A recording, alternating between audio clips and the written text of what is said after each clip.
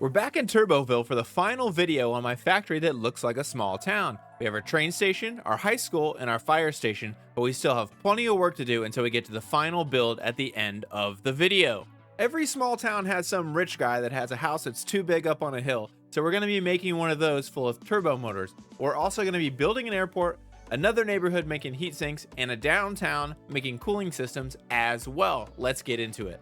We're going to start today with our airport. I've already laid out a runway ahead of time, even with correct directional numbers on the end. Had to look that up on the internet, didn't know what they meant, but they're correct.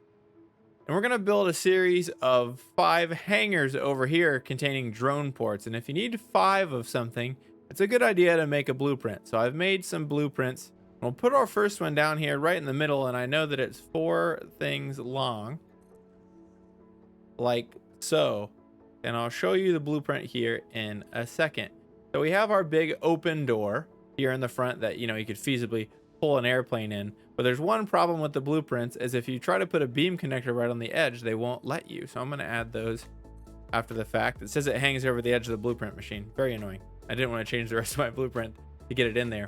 And then if you don't know, drones take off and land vertically. So you can actually just leave a hole like this. The drone doesn't fly off the front, and this will be fine. The drone doesn't clip through, and it will leave and land without running it through anything. So we're going to make 4 more of these. And this is a great example where blueprints make things a lot easier to do in this game. When you get all 5 down, then you just need to put on a few finishing touches.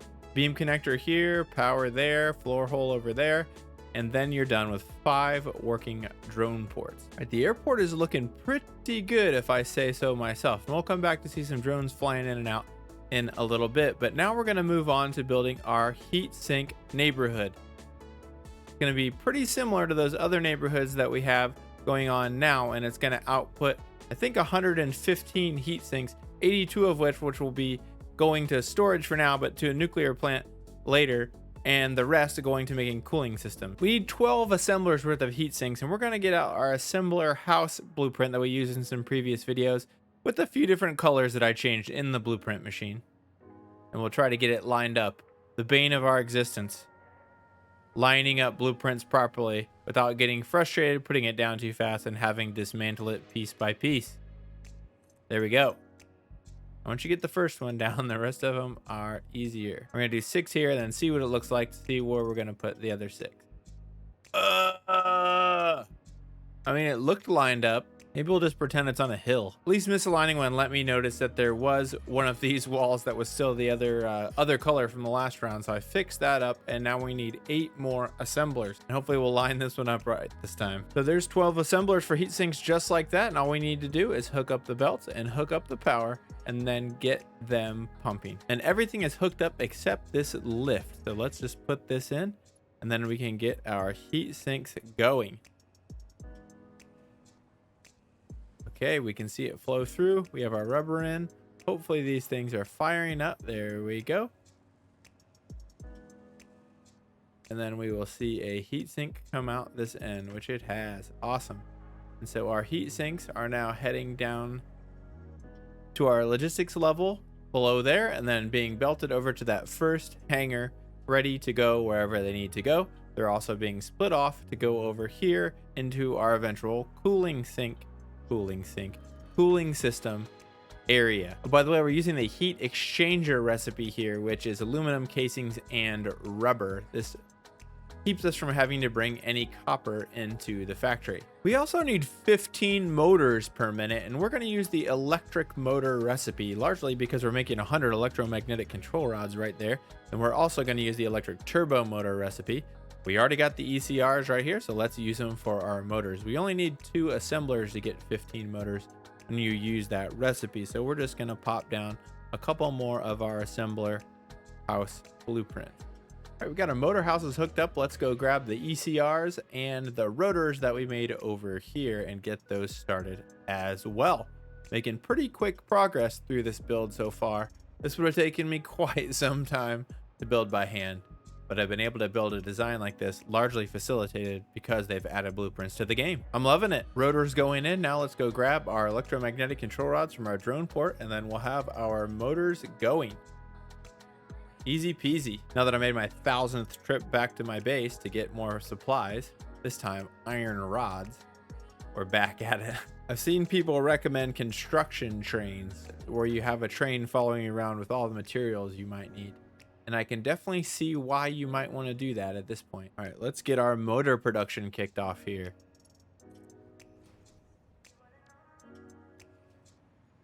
Rotors and electromagnetic control rods using the electric motor recipe. 2 assemblers to make 15 motors per minute. It looks like we're getting fired up, which is what we want. And then we'll be taking these motors to turbo motors up there and then cooling systems around in this general region here.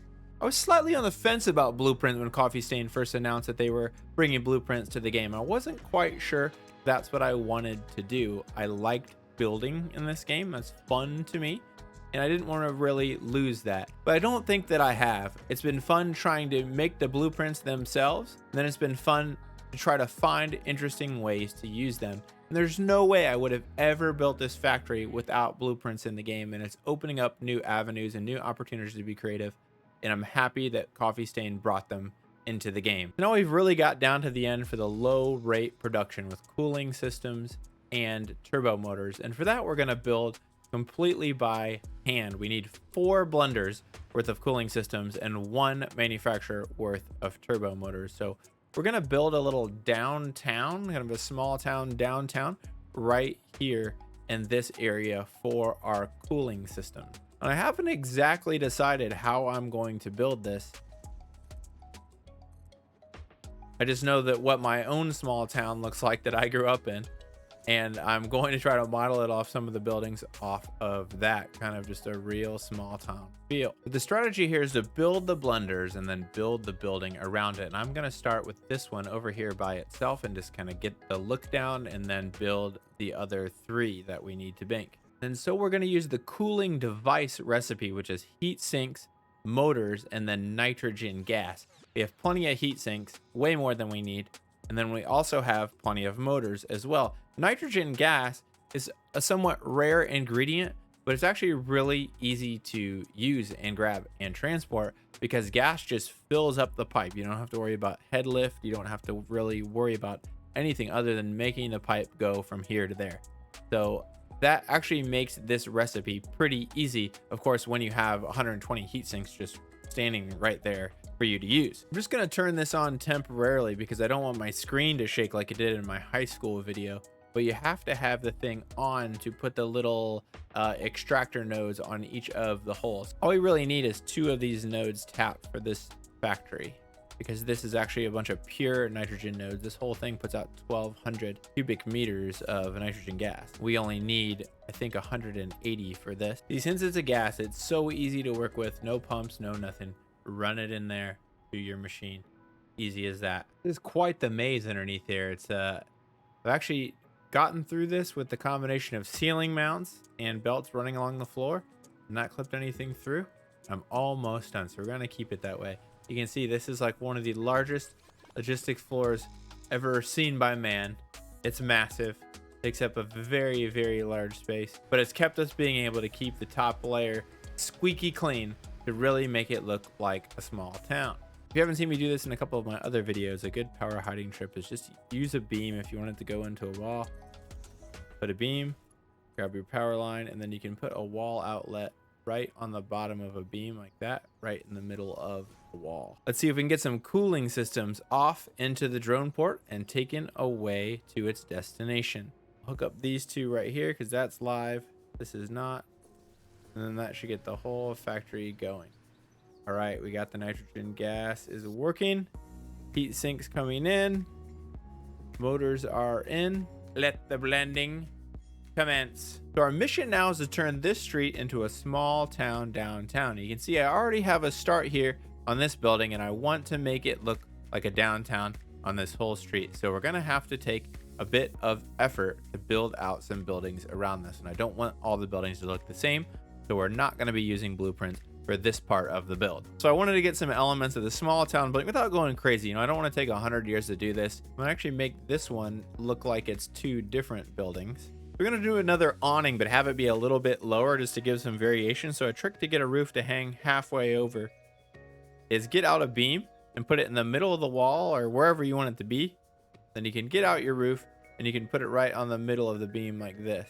And so you get this nice half overhanging effect. This isn't so great if you're trying to get the inside of your buildings to look good, but I don't really care about that in this build. I'm just trying to get the facade looking like a small town.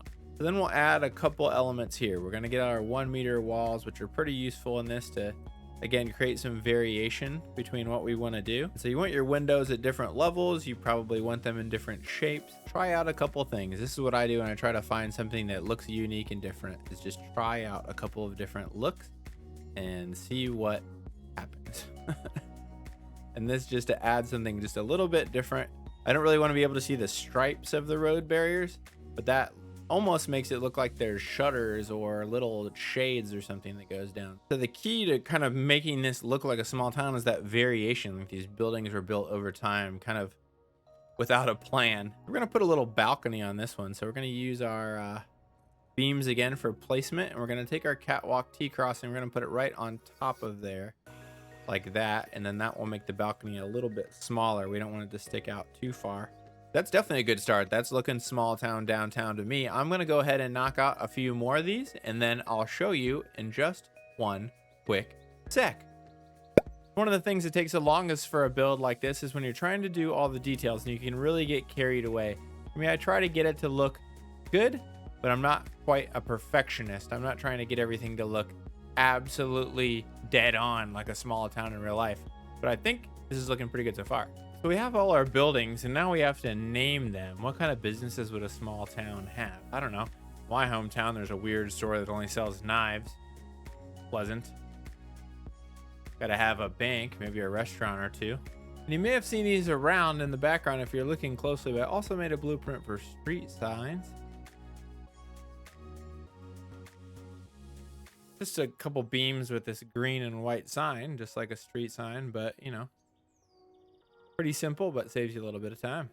Downtown Turboville is done. It's making 15 cooling systems per minute and looking pretty good. I named a couple places after buildings in my hometown, like this dive bar, the sports pen. I don't even know if that exists anymore, but I tried to make this look as towny as possible. We got a post office, we got a coffee shop, we got an antique shop, we got a brewery, and we got a diner. Pretty much have all of our bases covered. We even have a place to go to the awesome shop and some small town team spirit. We have every single part of the factory done except turbo motors, and now it's time to visit the rich guy on the hill. He's made the road private and he's built a big house up on the hill, trying to keep everyone else out so he can make his turbo motors in peace. Let's see if we can build him a house fitting of this lot. You know, like that guy in Ace Ventura, he has all those aquariums. This guy, he keeps his turbo motors inside his aquarium. Take advantage of this beautiful water view. Look, oh, the animals, the flora, the fauna, beautiful. Gotta make a little patio here. Great place for a jacuzzi if they ever put one of those in Satisfactory.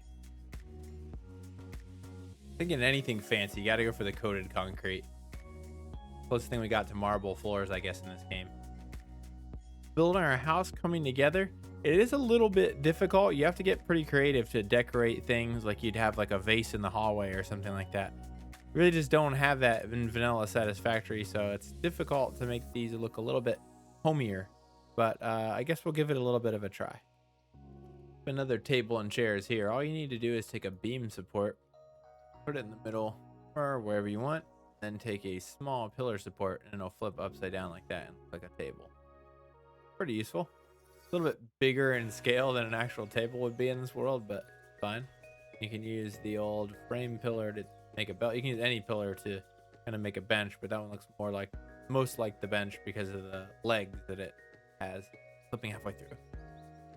All right, our turbo motor house is done, and now it's time to put on the recipe and see if all this work was worth it and we actually get some turbo motors. We're going to use the turbo electric motor recipe here. As I've already shown you, we have motors, radio control units, electromagnetic control rods, and rotors. Let's hit this button See if it works. Okay, filling up with everything. Great sign. We have power. And we are constructing. When you work on a factory this big and you hit that last button and it just works, it really feels good. Here we are, Turboville in all its glory. I really like building this factory, and I hope you really liked watching me build this factory. If you want to catch what I have coming up next, please hit subscribe. If you missed the rest of the series of this factory build, I'll link the first video up here, and then you can watch them back in order from start to finish. Until next time, I'm DrLootCrate, and stay stoked out there.